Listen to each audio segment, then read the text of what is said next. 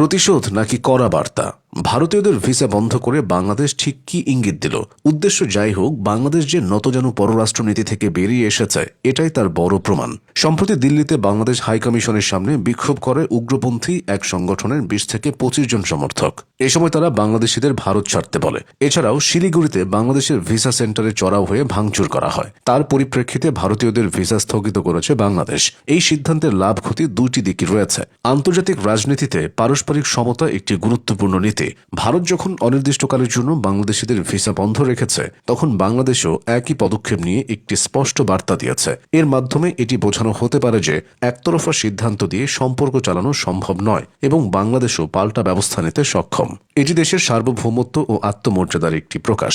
Visa বন্ধের এই সিদ্ধান্ত বাংলাদেশকে আরেকভাবে লাভবান করতে পারে।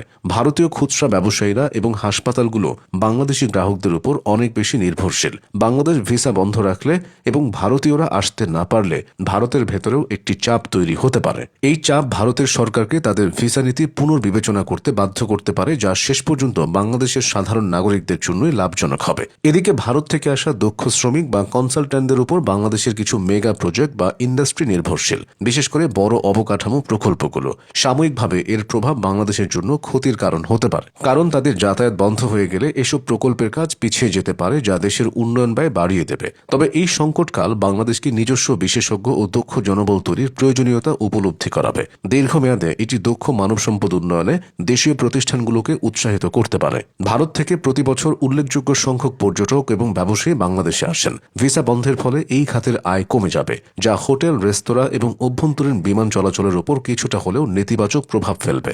বাংলাদেশ ও ভারতের মধ্যে বাণিজ্যের একটি বড় অংশ সড়ক ও স্থল বন্দরের মাধ্যমে হয়। ভারতীয় ট্রাক চালক এবং ব্যবসায়ীরা যদি ভিসা না পান, তবে পণ্য খালাস এবং আমদানিকৃত কাঁচামাল কারখানায় পৌঁছাতে দেরি হতে পারে। এতে বাজারে পণ্যের দাম বেড়ে যাওয়ার ঝুঁকি থাকে। ট্রানজিট, ট্রান্সশিপমেন্ট এবং রেল যোগাযোগের ক্ষেত্রে দুদেশের মধ্যে যে নতুন দিগন্ত উন্মোচিত হচ্ছিল তাও থমকে যেতে পারে। বিশেষ করে উত্তর পূর্ব ভারতের সাথে বাংলাদেশের যে বাণিজ্যিক সম্পর্ক তৈরি হওয়ার সম্ভাবনা ছিল তা অনিশ্চয়তার মুখে পড়বে। ক্ষতির পাল্লাটি ভারতের জন্য কম নয়। ভারতের চিকিৎসা ও পর্যটন খাতের কিছুটা হলেও নির্ভর করে বাংলাদেশের উপর।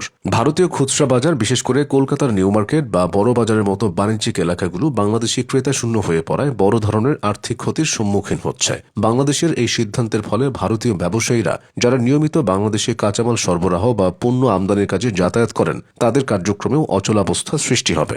সংখ্যায় কম হলেও অনেক ভারতীয় শিক্ষার্থী বাংলাদেশের মেডিকেল কলেজ এবং পাবলিক বিশ্ববিদ্যালয়ে পড়াশোনা করেন। ভিসা জটিলতার কারণে তাদের শিক্ষা জীবন ক্ষতিগ্রস্ত হতে পারে। এছাড়া দুই দেশের শিল্পী, খেলোয়াড় এবং গবেষকদের নিয়মিত যাতায়াত বন্ধ হলে সেটারও নেতিবাচক প্রভাব পড়বে। তবে এই পরিস্থিতির কিছু কৌশলগত দিকও থাকতে পারে। রাজনৈতিকভাবে এটি একটি কূটনৈতিক দর কষাকষি বা প্রেশার ট্যাকটিক হিসেবে কাজ করতে পারে।